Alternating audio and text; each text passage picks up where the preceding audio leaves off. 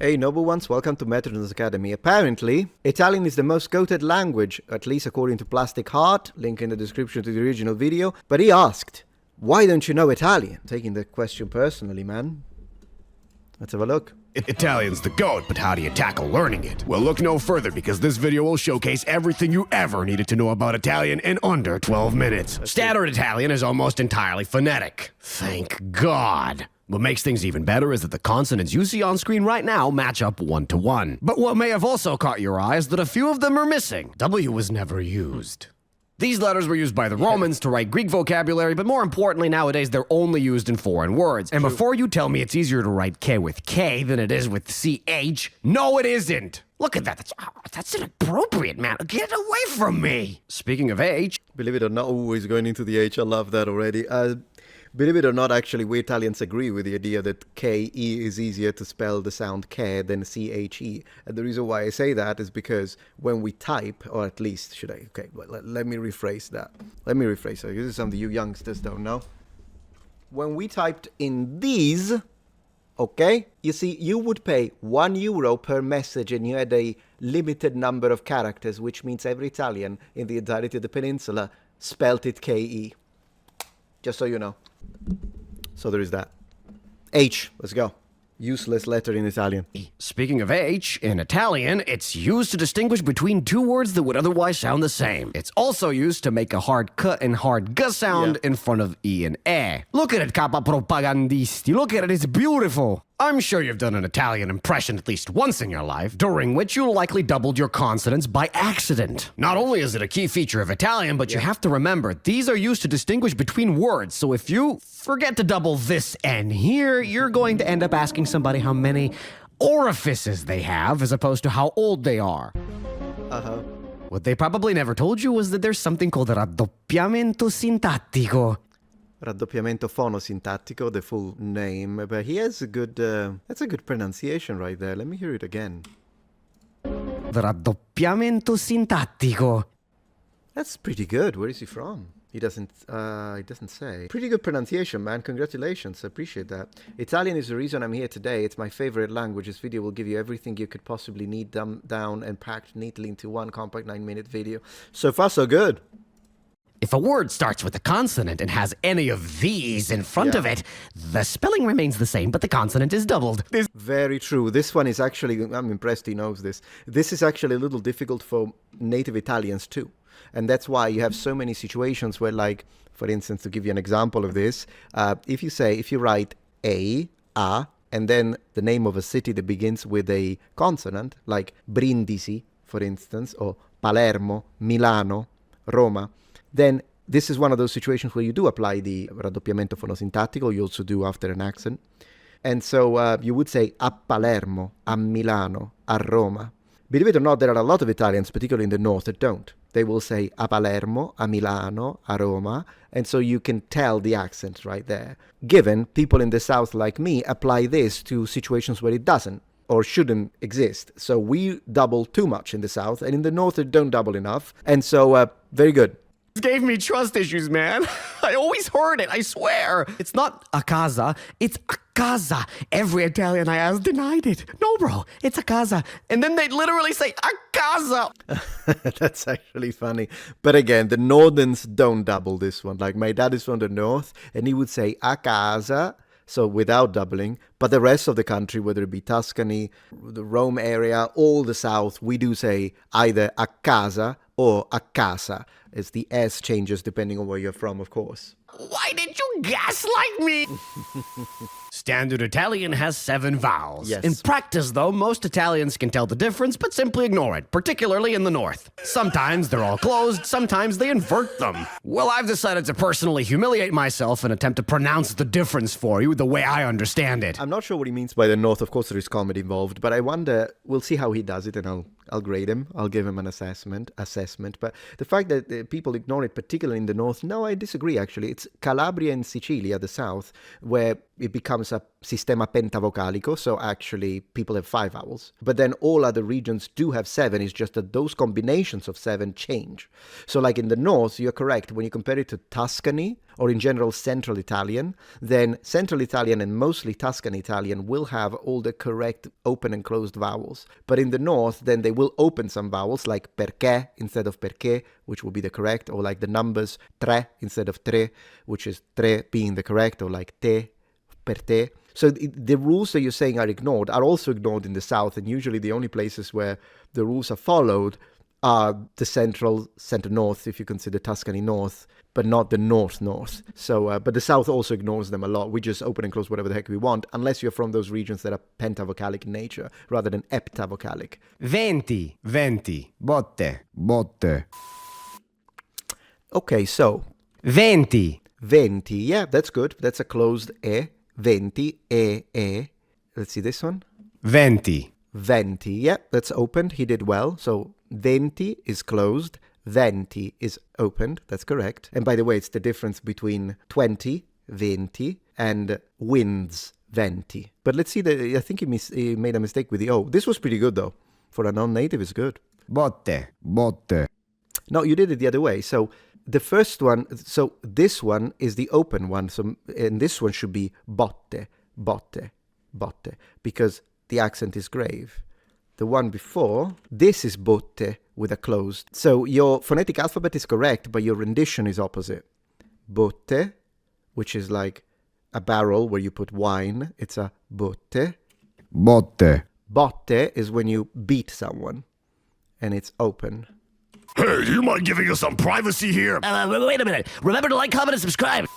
If I normally open the grammar section on the most difficult It's a great video, by the way. part of the language, and I'm opening on verbs, what do you think that means? How does conjugating for all 6 persons sound like to you?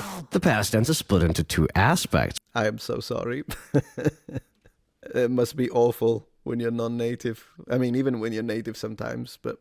With one focusing on things that were habitually occurring and the other one focusing on things that were completed. I'm sure that the present tense isn't going to come as a surprise to anybody, but the future tense definitely will because it's fully conjugated for, and you cannot use paraphrastic constructions to make it. All this information is absolutely vital to learn if you want to have a normal conversation or read a book, but in To read a book, yes. To be honest with you, though, most Italians don't actually use the future tense. You can just use the present. It's more correct if you say domani andrò a Roma, but a lot of people say domani vado a Roma. A lot of people. So you're okay even if you don't do the future. colloquial vernacular, you don't necessarily have to always use these. Outside of Tuscany and southern Italy, passato remoto has almost entirely been replaced by passato prossimo. The main difference between the two being that one is about recent past and the other about distant past, but in reality people just pick one and stick with it as the generic completed past tense.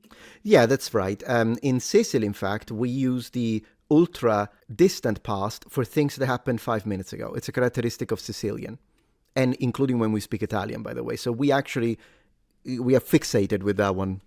Benvenuto all'inferno. Ma perché sono qui? Perché hai sbagliato I congiuntivi. Venuto all'inferno. People just pick one and stick with it as the generic completed past tense. Benvenuto all'inferno. Ma perché sono qui? Perché hai sbagliato I congiuntivi. Pure questo. We're starting this section at the deep end of the 9th circle of hell. So, congiuntivo, the bane of all foreigners trying to learn Italian. In fact, it's actually so cursed that there's literally a song about how to properly use it aimed at Italians. And I mean actual Italians, not... No, he's right. Congiuntivo, when you for the hypothetical periods, absolutely. A lot of Italians mess it up, particularly young ones and uneducated Italians.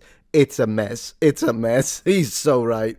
Tony Soprano Italians. Congiuntivo is used to talk about opinions, hypotheses, and uncertainty, and it tends to come after the word che, which is a conjunction. For example, somebody tells you, I'm going to go fist fight Broly, and you tell them, penso che sia un'idea orribile. Because this hasn't happened yet, and because we don't know... Penso che sia un'idea orribile. Yes, I would apostrophize it. Here, I would say UN apostrophe. Penso che sia un'idea orribile. It's very book Italian, this sentence. Penso che sia un'idea orribile. Did I ever hear anyone say this? Penso che sia un'idea orribile. Personalmente, I would just say che cazzo dici, but that's just me. When it will happen, it's a hypothetical scenario. Maybe he wins, maybe he doesn't. But overall, it looks pretty bad. If your native language doesn't have it, it's difficult to wrap your head around. Given that actual Italians get it wrong, I would advise you to take it slowly. True. Try to piece it together over time and not to cram it all in one weekend, because that's how you get mind broken, and you wouldn't want that, would you? Would you? Congratulations, you made it to Condizionale, which is, thankfully, the easy bit. Picture this. You walk into a Roman coffee shop and say, "Voglio un caffè." The barista looks at you. Signore, perché lei parla così? Roll back a little bit. Instead, you should have said, "Vorrei un caffè." I would like a coffee. Yeah, of course, it's more polite to go to a cafe and say. I appreciate that he said caffè, though, un caffè, because I hear a lot of foreigners or people, students of Italian, that say vorrei or voglio un espresso, but no one says it because espresso is the default in Italy, so we just say un caffè. In fact, you don't even need to say vorrei. If you want, you can say it. If you say it is correct. If you go like voglio un caffè, it sounds weird. It sounds really weird. Like, who do you think you are? But if you say buongiorno, vorrei un caffè, 100% fine. Or you can even simplify it more and just say un caffè per favore, because you don't even need to put it. But if you do want to express the desire, he's correct. The conditional form is basically the word would and the verb, but at the same time. Yeah. It's what you use to make polite requests, so you don't sound like a complete dick. Need someone to get out of your way? Potresti spostarti? Per favore? Sì, potresti spostarti. Sì. Now you're getting it. So, you've mastered Italian verbs. Congratulations, because when you're done with that, you've basically got 60% of the language figured out. The trouble is that there's still a few differences laying about. For starters, a really basic example would be that adjectives come after the noun. Think camicia di forza or cella imbottita, which coincidentally is exactly where you might end up if you don't pay attention to this next part. It is the most random choice of words, but hey, I'm all for it. Typically, this part of the video is me telling you that the language has cases. Italian has cases. Wait, come back. It's really simple. It's only in the pronouns. Why is it important to become acquainted with these distinctions? Because if you don't learn them, you're going to end up speaking like a certified idiot. I used to habitually say, "Lo do a lui," which any Italian will tell you sounds terrible. Yeah, gli do. When the pronoun is directly performing the action, it takes this form. Remember, Italian is pro-drop, but in certain cases you need to keep the pronoun for clarity. This next form you use when something is being done to someone. Like, for example, you seeing them or Vegeta hitting them. Vegeta lo ha picchiato. Now this one is key to remember. Mitigli le civigli. I've heard that a lot of people mix up the accusative and the dative. In Italian, dare means to give. And that's what you need to remember it as. The case you use when you give something to someone.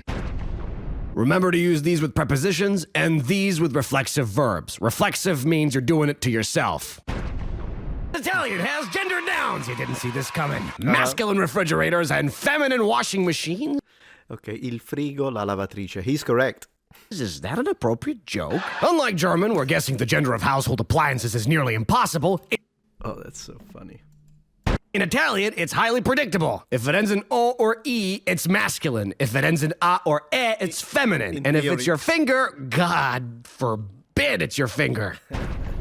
For feminine stuff, it's always la and le. For masculine nouns, the one you'll see more often is il and e. But if it starts with a consonant cluster, it becomes lo and li. If a masculine or feminine singular noun just so happens to start on a vowel, it's reduced to apostrophe L. L'albero, l'amica. Sì. Chi and ne are particles. They're not pronouns, but they're the bane of my existence nonetheless. I used to mistake the particle chi for the pronoun chi because they sound identical, and I didn't know any better as a beginner. Chi as a particle replaces a place you've already mentioned, so you don't sound like a broken record. For example, vai a Roma? Sì, ci vado. It also replaces concepts attached to specific verbs that require a Yeah, that's correct. Like, ci vado domani. Sì, ci vado più tardi. Sì, ci vado. Sì, fine. preposition. Credi ai fantasmi? No, non ci credo.